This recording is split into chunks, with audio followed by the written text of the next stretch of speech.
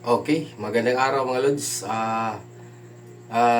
I-update ko kayo. Nilagyan ko na ng fan yung nakatutok sa LJoy natin. Yan. Tsaka, nilagyan natin ng thermostat.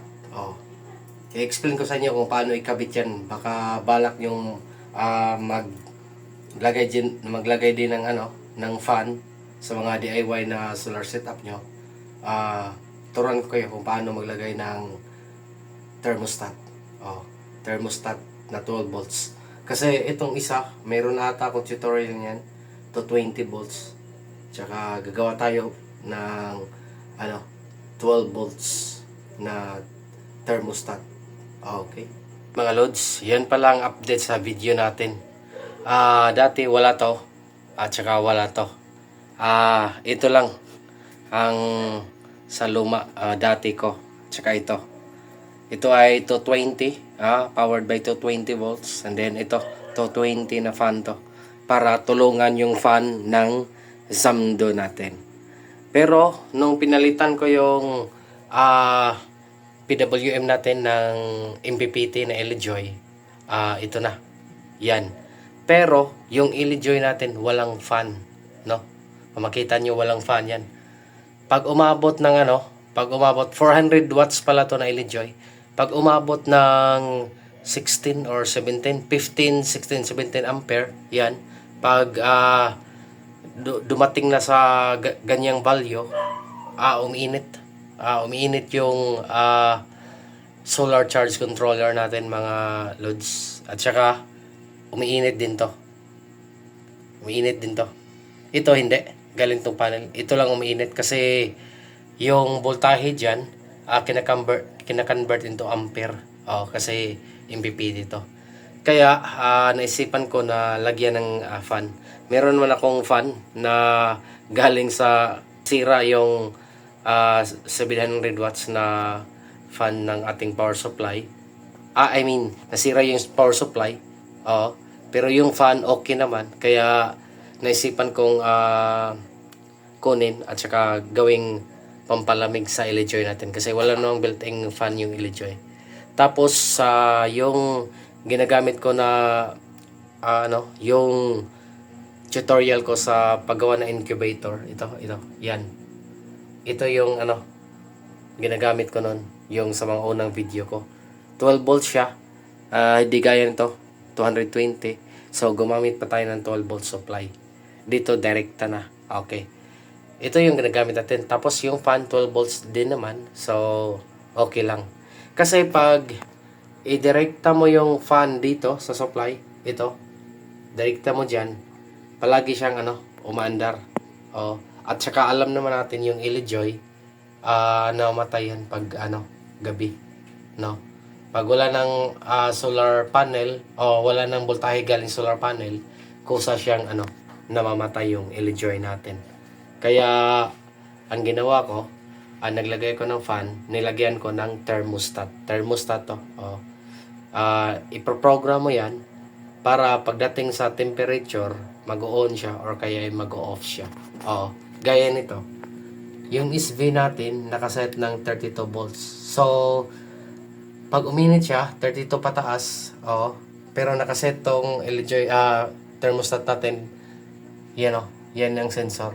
Sineset natin yung thermostat sa 37. 5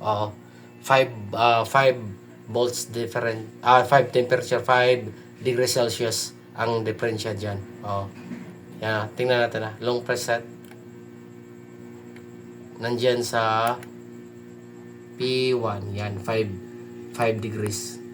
So, 32 plus 5 is 37. Pagdating ng 37, kusa siyang mag-on yung fan natin. Tapos, kasi umiikot na yung fan, nagbubuga na ng malamig na hangin. So, bababa yung temperature dito. Pagdating ng 32, kusa siyang mag-off. Tapos, pag nag-off, tataas naman ulit yung temperature nito. Nakakapagpahinga yung fan natin. Compare kung walang thermostat, palagi siyang naka-on 24/7. Baka pagsimulan pa ng sunog. Kaya nilagyan natin ng thermostat para kusa siyang mamatay pag malamig na at saka kusa siyang mag-on pag umiinit. Tsaka ganito, paggabi, yan o, 26 lang. So, off siya. No? Tingnan natin bukas kung mag-on ba siya pagdating ng 37. Okay, yun lang mga lods. Oh, yan mga lods. Yan o, pakita ko sa inyo. Yan. Nag-on na yung fan. Kasi kanina umabot na sa 37 degrees Celsius. Kaya nag-on yung fan. Kaya kung tingnan nyo, patuloy siyang lumamig. Yung sensor natin dito. Okay. Pag hit niya sa 32.0, matik yan. Mag-off yung fan. Abangan natin. Tingnan natin yung medyo matagal lang mga loads kasi malakas yung amperahe. 14.0. So, try natin para lumamig siya. Makita natin na nag-off yung fan. Try natin i-off yung solar panel na breaker. Yun. Para wala na siyang wala siyang harvest. Tsaka tingnan natin. Magda-drop yan mga lods. Magda-drop yung natin. Temperature. Mayat maya. Yan o. Tingnan natin sa 32.0 kung mag-off ba yung fan. Ito. Yan o. Mabilis mag-drop. Kasi di na nag-harvest yung solar panel. So, yan o. Antayin na lang natin.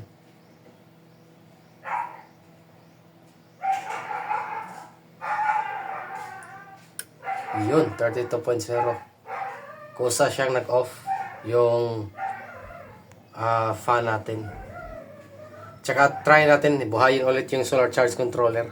Tsaka tingnan natin kung mag-on ba siya sa difference ng 32.0. May difference na 5 degree. Yan o, tingnan natin.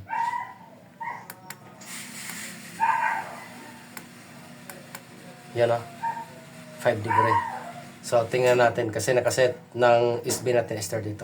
Okay, try natin on ulit. Tsaka antayin natin mamaya kung on ba yung fan sa 37. Okay? Ang bilis tumaas ng temperature pag walang fan. Mabilis uminit kasi nasa 14.1 yung natin. Yung amperahe. 14 volts and then 14 amperes. Kaya mabilis uminit yung LEDjoy natin. Tingnan natin mamaya pag malapit na yung 37. Yan o, 36.9. 36.9 na mga loads. Tingnan natin kung mag-on ba yung fan pag na-hit na yung 37.0. Abangan natin. Sana uminit. Kasi naging 6 pa yung 6 pa yung amperahe ng natin. LEDjoy.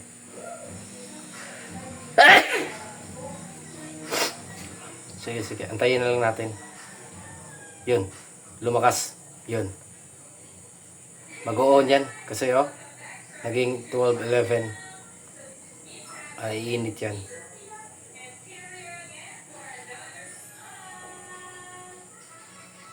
Antayin na lang natin.